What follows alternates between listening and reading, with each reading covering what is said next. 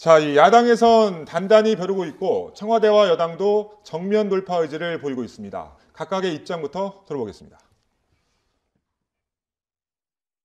피고발인 신분의 민정수석이 국회에 출석하는 게 바람직하지 않으나 산업안전보건법이 연내에 반드시 처리돼야 한다면 김태호라는 파렴치한 그 범법 범죄 혐의자가 자신의 비리를 덮기 위해 온갖 거짓말을 지어내고 있습니다.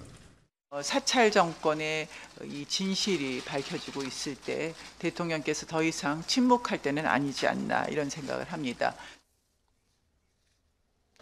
자, 우리 김 전 의원께서 지금 진상조사단에 참여를 하고 계신 거잖아요. 예, 그렇습니다. 그리고 그 기존의 한국당 운영위원들을 지금 함께 활동하시는 현직 의원들로 다 교체할 거다. 아직 교체는 안 돼 있더군요. 제가 아까 국회 홈페이지 들어가 봤더니. 뭐 국회 사보임이라는 거는 그날 아침에 해도 되기 때문에 그러니까 기존의 운영위원회 위원이던 한국당의 의원들은 이제 사임을 하고 진상조사단의 대부분이 이제 운영위에 들어가서 내일 국회 운영위를 개최하게 어떻게 됩니다. 준비는 다 되신 겁니까? 아니 저는 국회 운영위 위원은 아니라서요. 한국당 준비는 다 되셨나요? 뭐 계속 하고 있죠. 내일 좀 추가 폭로가 나올 거다 이런 예상도 있던데. 지금 뭐 여러분의 의원들이 열심히 하고 계시니까요. 뭐 새로운 팩트도 그렇고 그동안 청와대 해명이 이제 한국당에서 어떤 거를 폭로하면 그거에 대해서 해명했다가 또 다른 자료를 내놓으면 또 그거에 대응하는 식으로 계속 핑퐁 게임이 이어졌는데 내일은 전반적인 좀 그림이 그려지지 않을까 싶습니다. 자, 일단은 여당에서는 뭐 적극적으로 엄호에 나설 거고 좀 주목되는 부분은 청와대에서 이렇게 수세적으로 나설 거 이어졌는데 내일은 전반적인 좀 그림이 그려지지 않을까 싶습니다. 자, 일단은 여당에서는 뭐 적극적으로 엄호에 나설 거고 좀 주목되는 부분은 청와대에서 이렇게 수세적으로 나설 것 같지는 않더라고요. 조국 수석이나 임정석 비서실장이 좀 정면 돌파하겠다 이런 의지를 보이는 것 같던데 어떻게 보고 계신가요? 우선 조국 수석이 운영위에 출석하는 것은 작은 전투에서 자유한국당이 뭔가 얻은 것이죠. 왜냐하면 민정수석의 국회 출석은 드문 일이거든요. 이명박 박근혜 정부 때는 한 번도 없었습니다. 그리고 또 그 이면에는 문재인 대통령께서 산업안전보건법 통과를 위하여 조국 수석의 출석을 지시한 거 아닙니까? 그러니까 이거는 문재인 대통령께서 결단하신 거고 그리고 자유한국당의 요구에 응답하신 거라 이런 모습은 저는 되게 보기 좋은 모습이라고 생각합니다. 일단은. 그리고 이 사안의 핵심은 김태우의 입에서 나온 말들이 진실이냐 아니냐 이거든요. 그래서 그런 부분에 대해서 차분하게 여야 의원들께서 운영위에서 짚어주시기 바랍니다. 그리고 되게 안타까운 건 내용상으로 김영남 전 의원께서 중요한 자료들을 폭로하셨는데 운영위에 못 가시는 게 안타깝습니다.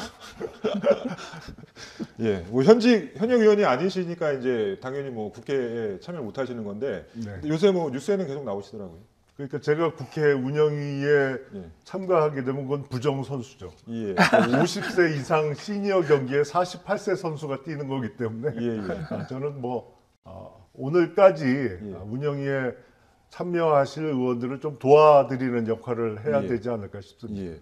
지금 진상조사단 저희가 그래픽을 좀 준비했는데 진상조사단 의원들 몇 면을 보면 검사 출신도 계시고 경찰 출신도 계시고 언론인 출신도 계신데 이분들이 다 들어가는 겁니까 운영이?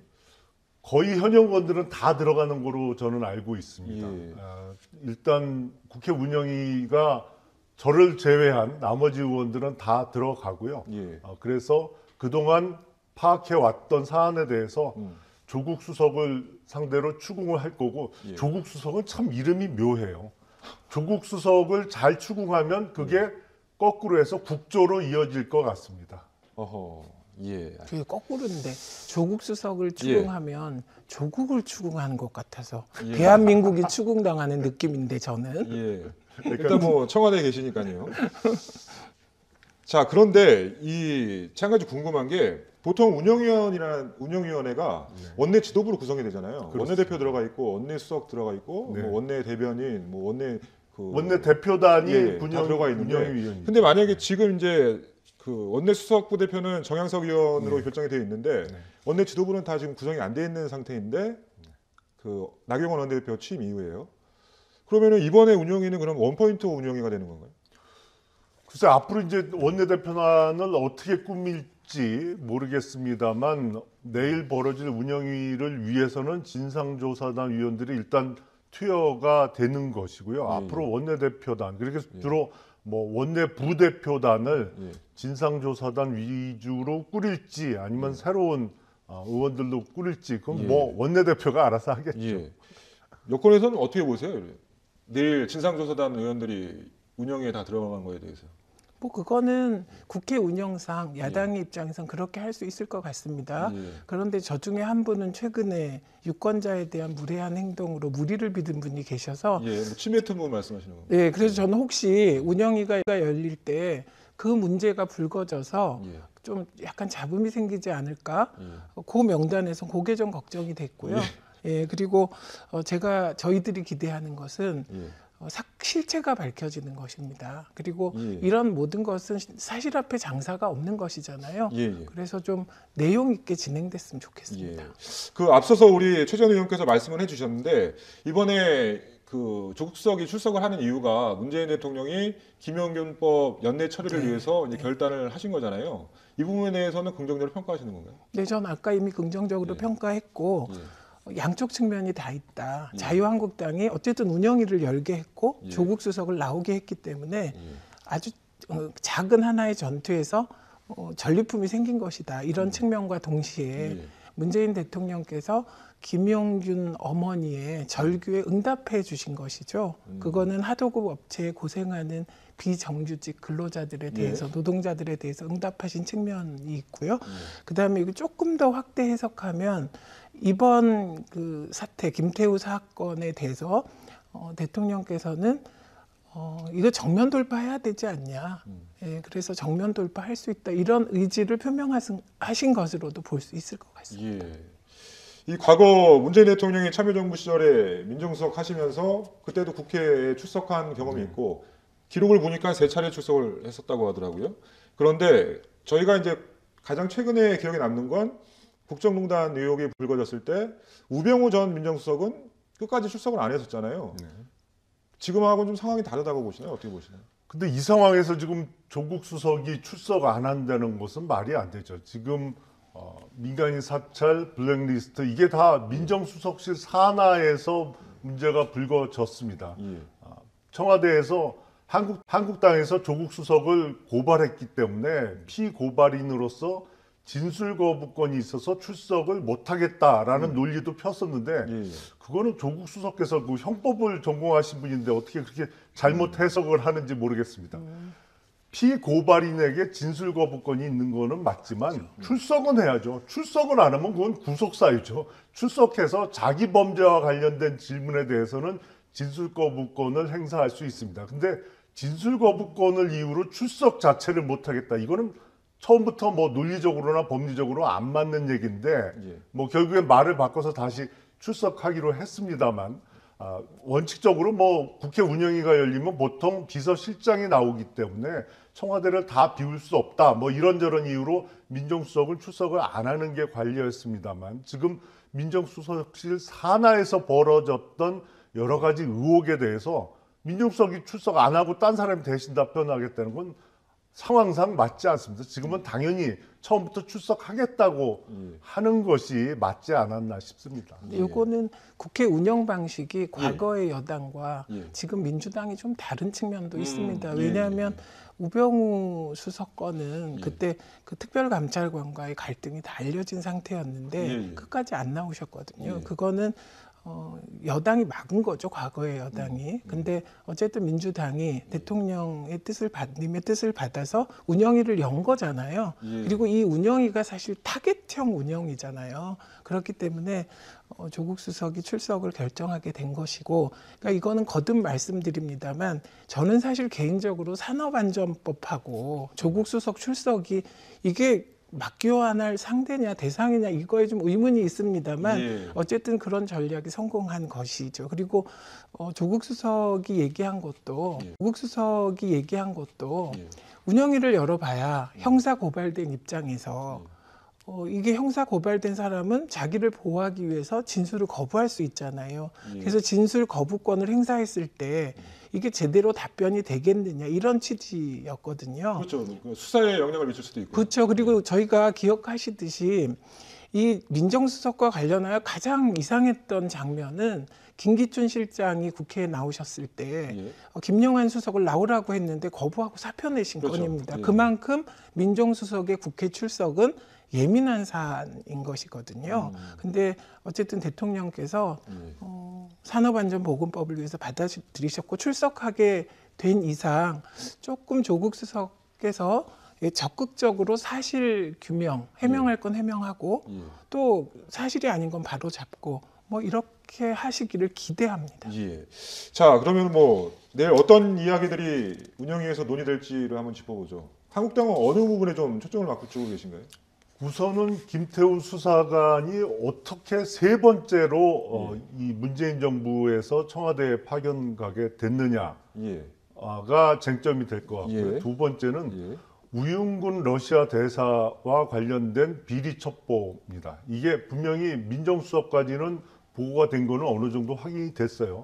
근데 조국 민정수석이 그러면 임 실장에게 보고를 했느냐? 거기서는 약간 말이 달라지는데 사안의 성격상 이게 비서실장에게 보고를 안 하기는 어려운 사안이거든요. 그리고 그 비리 첩보 보고는 단순히 그냥 문건만 있는 게 아니고 대화가 녹음된 녹취 파일까지 다 같이 보고가 됐기 때문에 비서실장까지는 분명히 보고가 됐을 것으로 보이는데 조국 수석을 상대로 내일 한번 추궁을 해봐야 될 것 같습니다. 근데 문제는 그럼에도 불구하고 우윤근 러시아 대사가 임명이 강행됐거든요. 근데 그 녹취 파일을 들어보면 도저히 그 고위직에 임명할 수 있는 상황이 아니거든요. 그럼에도 불구하고 누구의 결단으로 러시아 대사, 그것도 주요국 대사에 가게 됐느냐, 이것도 한번 다퉈볼 쟁점이 될 것 같습니다.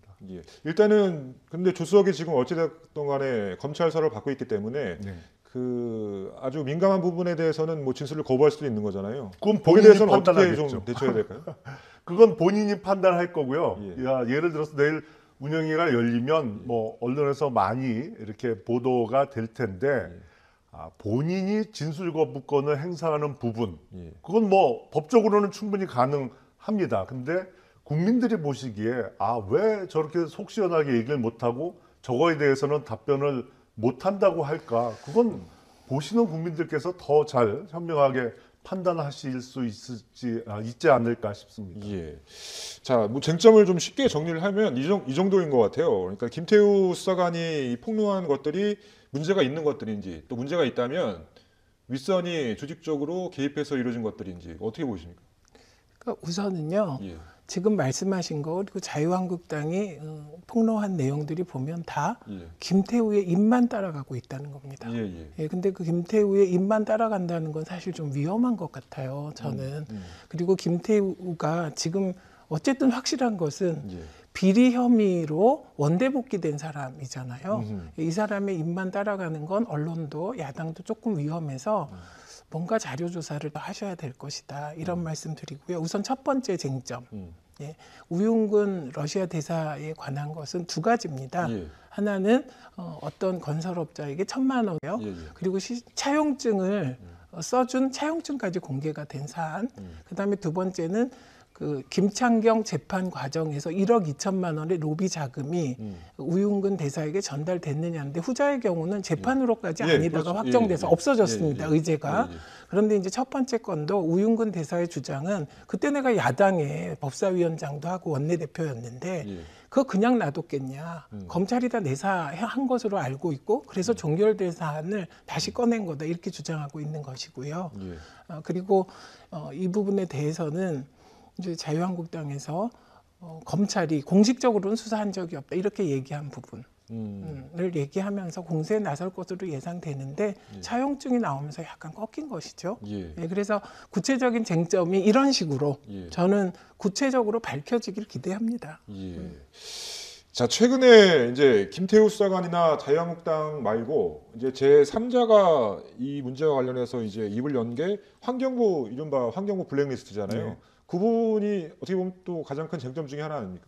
사실은 뭐 지금 언론을 통해서 여기저기서 본인이 사퇴 압박을 받았다는 예. 그 제보가 많이 들어오고 있습니다. 그러니까 환경부 사실은 김태우 수사관의 입만 따라다니는 거 아니거든요. 그러니까 이인걸 특감반장의 자필 서명이 들어간 문건도 공개를 했고 환경부 블랙리스트만 해도 환경부에서 자신들이 작성한 거를 인정했어요. 처음엔 부인하다가. 그리고 최근에는 또 과학기술계를 포함해서 여러 분야에서 이 정부 들어서서 사퇴 요구를 받았고 그거를 사표를 제출 안 하니까 뭐 국무총실 산하나 여기저기서 감찰을 받게 됐다. 그래서 직원들에게 더 이상 피해를 입히기 싫어서 사표를 냈다라는 그래서 직원들에게 더 이상 피해를 입히기 싫어서 사표를 냈다라는 그 피해 제보들이 많이들 나오고 있습니다.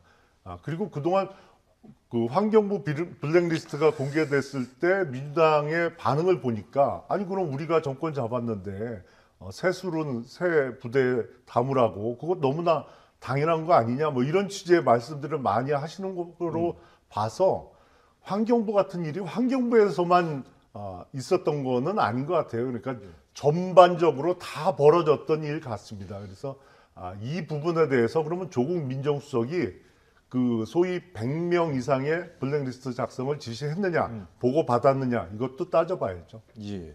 자, 그런데 그 리스트에 등장하는 분들 보면 그때 뭐 다 그만둔 건 아니거든요. 예, 그래서 예. 이제 앵커께서도 말씀하실 때 블랙리스트라고 말 안 하시고 이른바를 앞에 붙이게 되잖아요. 예. 그건 아마 자유한국당과 김태우가 그렇게 주장하기 때문에 그렇게 예. 명명하신 것 같은데 블랙리스트는요. 기본적으로 몇 가지 전제 조건이 있습니다. 이게 타겟을 정해서 계획을 세우고 조직적으로 실행이 되었냐의 여부.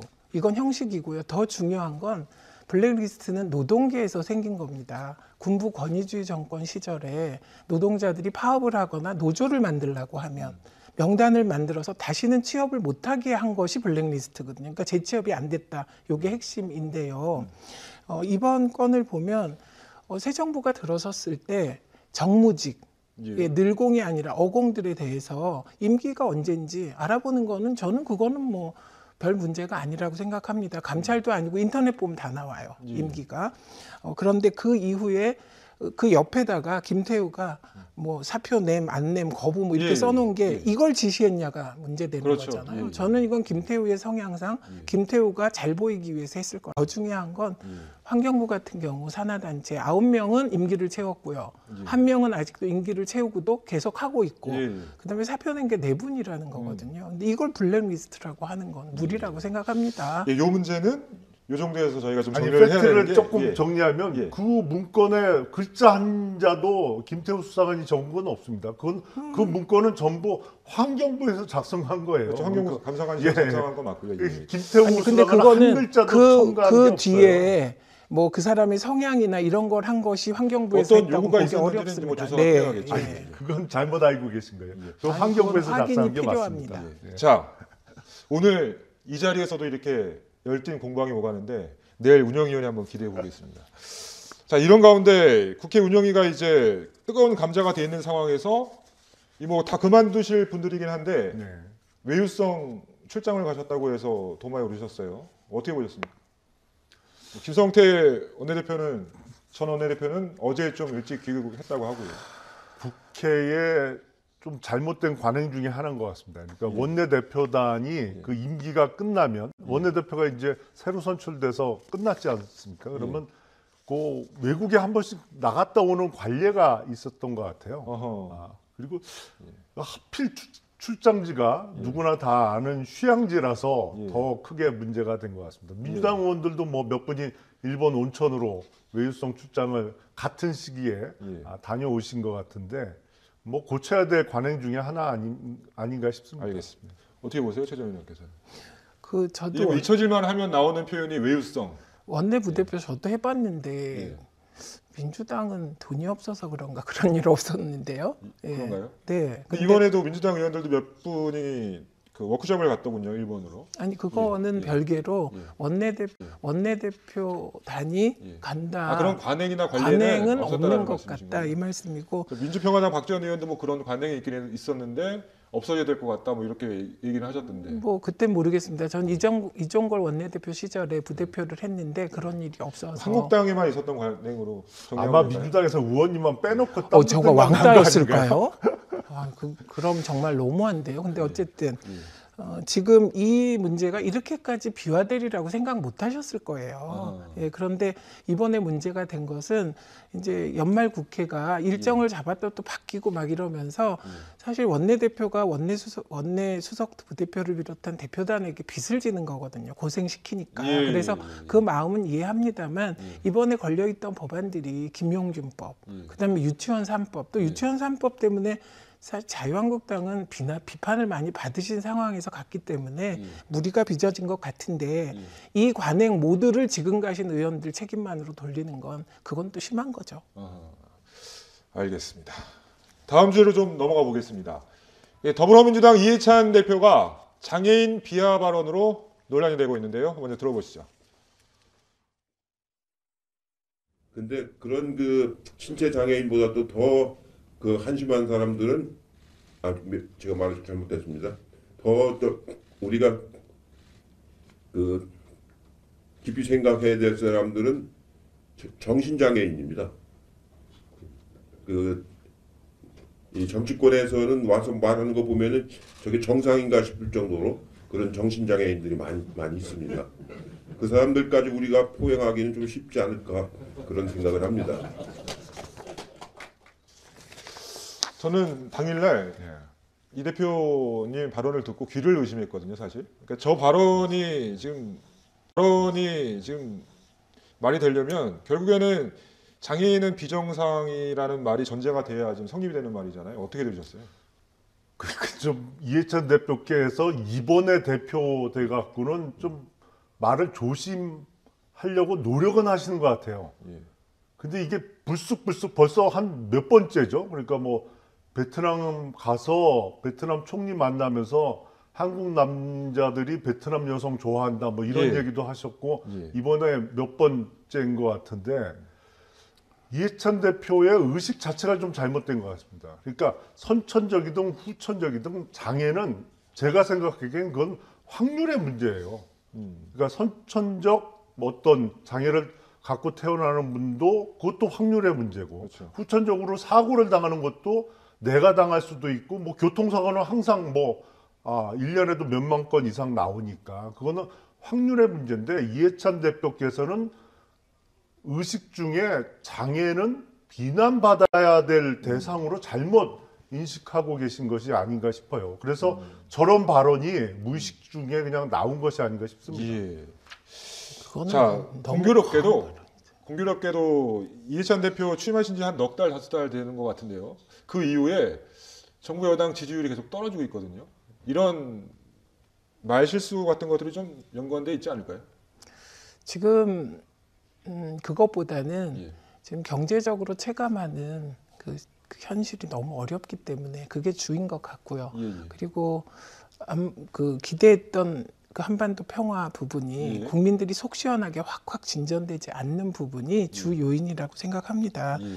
그리고 저는 어쨌든 이해찬 대표께서 사과하시고 깨끗하게 예. 그리고 이례적으로 보도 자료까지 내서 사과 속해서 비난하는 것도 또 그것도 좀 그런 것 같습니다. 예.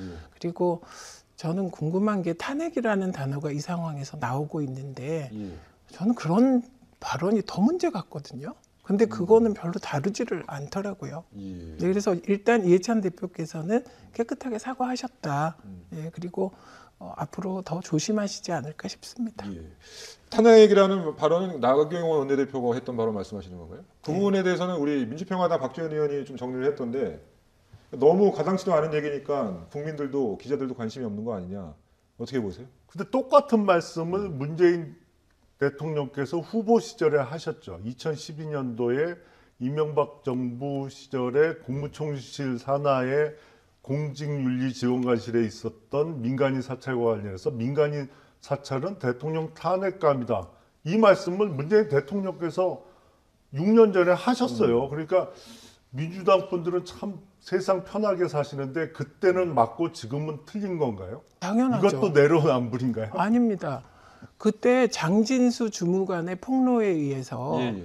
이명박 정무 국무총리실에서 계획적이며 타겟을 세워서 조직적으로 예, 민간인 사찰을 했고 실행까지 했습니다. 예. 그리고 피해자가 있었습니다. 예, 예, 예. 그리고 그것은 나중에 관봉이 찍힌 예. 돈다발이 나오면서 기정사실화됐습니다. 조선화 수사가 좀 진행되는 상황에서 네, 나왔던 발언을 네, 말씀하시는 이거는 거고. 사실입니다. 사실 그 문제는 당시에. 그 정도로 좀 정리를 하겠습니다. 이 와중에 그런데 홍준표 전 자유한국당 대표가 이 이해찬 대표를 비판하면서 했던 말이 있는데 그래픽 좀 보실까요? 예. 자, 정신장애인 발언. 국민은 그 말을 한 사람을 정신장애인이라고 말한다. 이 무슨 얘기인가요? 뭐 홍 이해찬 전 대표도 대표야. 실수한 건가요? 아니면 또 본인의 생각을 뭐 홍 이해찬 전 대표도 대표야. 실수한 건가요? 아니면 또 본인의 생각을 얘기한 건가요? 제가 보기엔 뭐 50보 100보 아닌가 싶습니다. 이해찬 대표나 홍준표 전 대표나 예. 50보 100보의 잘못된 좀 의식을 갖고 있는 거 아닌가 싶습니다. 근데요, 결정적으로 차이가 있습니다. 홍준표 전 대표는 대표 시절에 막말로 일관하면서 예, 예. 그 막말에 대해서 한 번도 사과한 적이 없습니다. 예. 예, 그리고 내용을 보면 사실 이해찬 대표께서 말하고자 하는